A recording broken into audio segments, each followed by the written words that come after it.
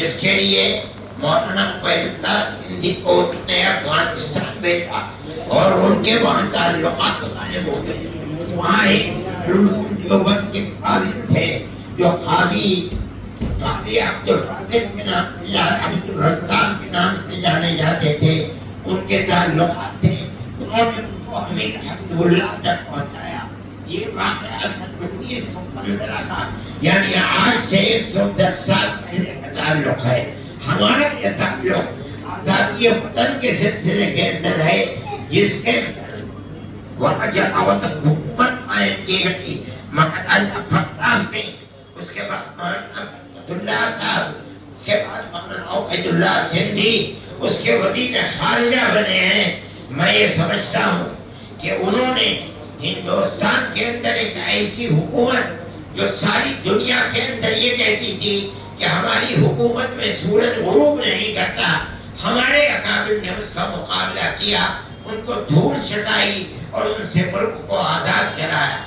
میں یہ سمجھتا ہوں کہ افغانستان کے علماء اور طالبان کے خاص طریقے پر حکومت وہ دارالعلوم دیوبند کے طلبا اور پڑھے ہوئے لوگوں سے پڑھی ہوئی حکومتیں, چاہے وہ مولانا بجنوری ہو, چاہے مولانا محمد شفیع صاحب ہو, چاہے وہ مولانا عبدالحق صاحب مولانا خٹک ہو, جو ہندوستان کے ہمارے علماء کا طریقہ تھا جو اس کے مقابلے کے اندر محاذ کی طرح پڑھے تھے, آپ نے اسی طریقے کو اختیار کر کے دنیا کی دو حکومتیں, چاہے وہ روس کی حکومت ہو چاہے امریکہ کی حکومت ہو, آپ نے ان دونوں کو دھول چٹائی ہے اور اپنے ملک کو ان سے آزاد کرایا.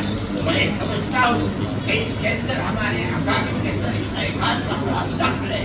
اس لیے آج آپ یہاں تشریف لائے ہیں, یہ آپ کی اور آپ کے اکابر کی مادر علمی ہے. اس کے ساتھ ساتھ انہوں نے ملک کی آزادی کے لیے جو انتہائی مضبوط کارنامے کیے ہیں, آپ کے کارنامے ان کے بعد اور ان سے حاصل کردہ کارنامے ہیں. اس کا مطلب یہ ہے کہ آپ ان کے راستے پر چلے, اور ہمارا ماننا یہ ہے کہ مسلک کے اعتبار سے, مذہب کے اعتبار سے, ملک کی آزادی کے اعتبار سے جو آپ کر رہے ہیں اس کا ثواب یقیناً سب کا آخرت ان کے لیے بھی ہوگا.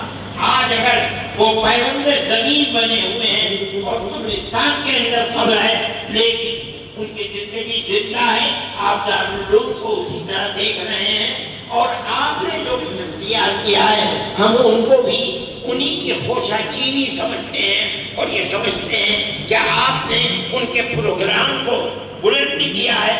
اللہ تعالیٰ آپ کو بلندی عطا فرمائے. آج آپ کا ملک ساری دنیا کے اندر ایک اسلامی ملک ہے جس کے اندر اسلام قرآن و حدیث کے حدود و قصاص کو آپ نے قائم کر رکھا ہے.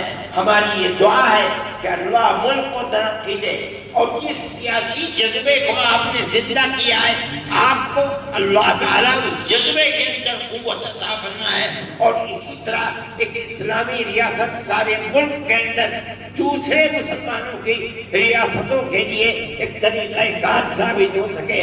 اور جو آپ کے ارد گرد کی ریاستیں ہیں, تاجکستان ہے, ازبکستان ہے, پاکستان ہے, اور روس کی چھوٹی چھوٹی ریاستیں, وہ بھی اسلامی نظام کے اسی طریقہ کار کو خدا کرے قائم و دائم کر سکیں. اس طرح اسلام زندہ و جاوید رہے, بول بالا ہو. میں انہی کلمات کے ساتھ آپ کی تشریف آوری کا شکریہ ادا کرتا ہوں. میں یہ سمجھتا ہوں کہ وہ تحریک جو آزادی وطن کی چلی تھی وہ دارالعلوم کی اسی سرزمین سے چلی تھی, افغانستان تک پہنچی, آپ نے اسے اختیار کیا. آج اپنی مادر علمی کے اندر گویا کہ آپ مادر وطن کے اندر بیٹھے ہیں. ہمارے دل اس سے خوش ہیں, آپ جس جذبے کو دیکھ رہے ہیں یہ اسی خوشی کا جذبہ ہے. اللہ آپ کو خیر و عافیت کے ساتھ لے جائیں. دارالعلوم کی طرف سے آپ بھی سلام قبول کریں, اور میں کہتا ہوں کہ آپ امیر المومنین کو بھی ہمارے جذبے کو پیش کریں اور ہمارا سلام پیش کریں. وآخر دعوانا الحمدللہ رب العالمین.